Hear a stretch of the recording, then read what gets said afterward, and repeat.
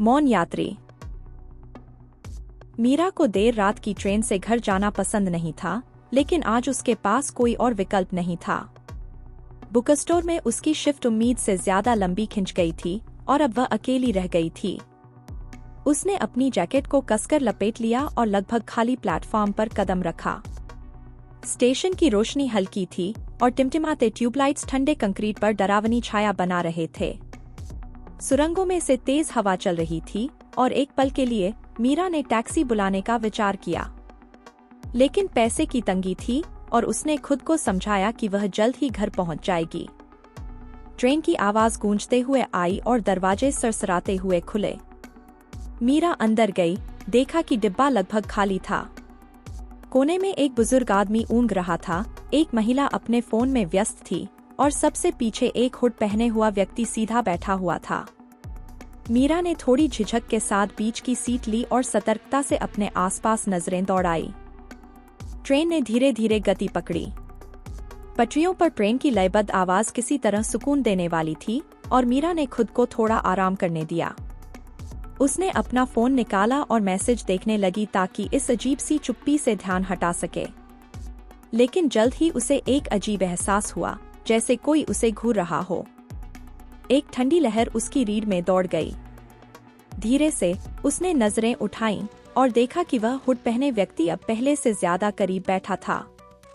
उसने अब तक 1 इंच भी हिले बिना, हाथ गोद में रखे हुए, बस सीधा बैठा हुआ था। लेकिन मीरा को लगा कि उसने पहले उसे ट्रेन में चढ़ते वक्त और दूर बैठे देखा था। क्या वह वाकई अपनी जगह बदला था? उसने अपने विचार झटकने की कोशिश की और फिर से अपने फोन पर ध्यान केंद्रित किया। उसकी सबसे करीबी दोस्त सान्या का मैसेज था, घर पहुंच गई। मीरा ने जल्दी से जवाब टाइप किया, ट्रेन में हूँ, बस पहुंचने वाली हूँ। एक और स्टेशन बीत गया। कुछ और यात्री उतर गए। वह बिजनेस वुमन भी चली गई। अब केवल मीरा, वह बुजुर्ग और हुड पहने व्यक्ति ही बचे थे। अगले स्टेशन पर बुजुर्ग भी उतर गए। अब सिर्फ मीरा और वह मौन यात्री रह गए थे। मीरा का दिल तेजी से धड़कने लगा। ट्रेन का माहौल भारी लगने लगा था। उसने एक बार फिर से उसे देखा। क्या वह फिर से हिला था? उसकी मुद्रा थोड़ी अलग लग रही थी। उसने अपने पर्स को कसकर पकड़ा और अपने डर को नजरअंदाज करने की कोशिश की। ट्रेन अपनी गति से चलती रही। अगला स्टेशन अभी कुछ मिनट दूर था। वह आदमी अब भी चुपचाप बैठा था, फिर भी उसकी उपस्थिति ज्यादा डरावनी महसूस हो रही थी। तभी उसका फोन फिर से वाइब्रेट हुआ। एक अनजान नंबर से मैसेज था, तुम्हें अकेले नहीं होना चाहिए। मीरा का गला सूख गया। उसने इधर उधर देखा, उसका दिल तेजी से धड़क रहा था। उसने जल्दी से जवाब टाइप किया, तुम कौन हो? कोई जवाब नहीं। मीरा ने सिर उठाया और देखा, अब वह आदमी ठीक उसके सामने बैठा था। उसके दिल की धड़कन और तेज हो गई।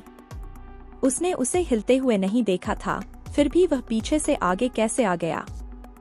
उसने पर्स को और कसकर पकड़ लिया और कांपती आवाज में पूछा, तुम्हें कुछ चाहिए? कोई जवाब नहीं। वह बस चुपचाप घूरता रहा। ट्रेन हल्की सी झटके के साथ हिली, लाइट्स 1 सेकंड के लिए टिमटिमाईं। जब रोशनी स्थिर हुई, मीरा ने अपनी सांस रोक ली। अब वह आदमी उसके ठीक बगल में बैठा था। उसने घबराकर सीट छोड़ दी।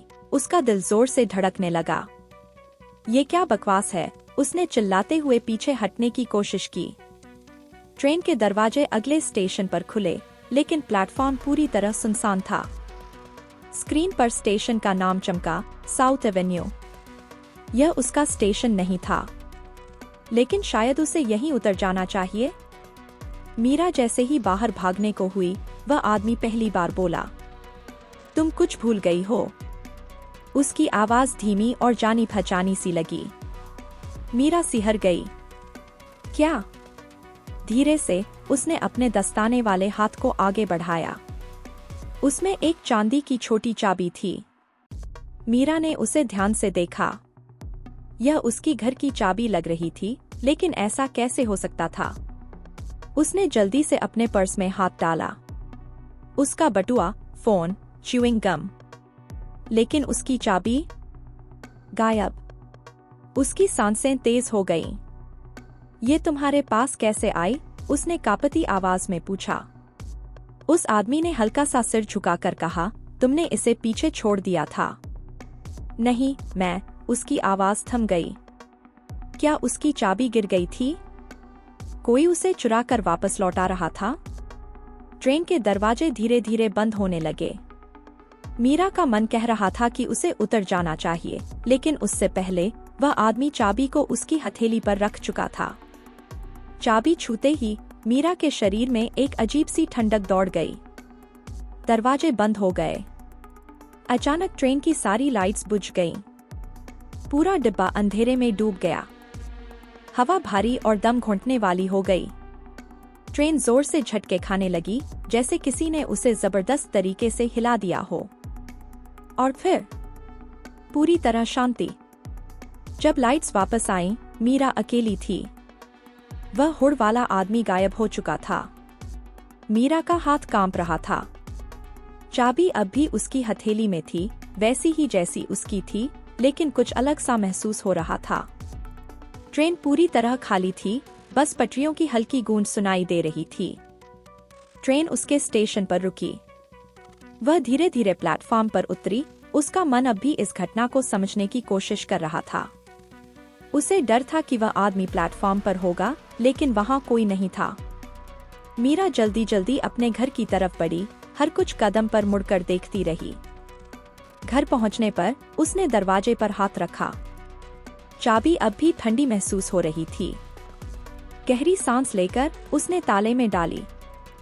दरवाजा आसानी से खुल गया। अंदर कदम रखते ही उसने दरवाजा बंद कर लिया। सब कुछ वैसा ही था जैसा उसने छोड़ा था। उसने हल्की हंसी में खुद को तसल्ली दी, बस दिमाग का वहम था। उसने चाबी किचन काउंटर पर फेंकी और लाइट जलाने के लिए हाथ बढ़ाया। तभी फोन फिर से बजा। अनजान नंबर से एक और मैसेज आया। आईने में देखो। एक ठंडी लहर उसके शरीर में दौड़ गई। धीरे धीरे उसने सिर घुमाया और हॉलवे के आईने में देखा।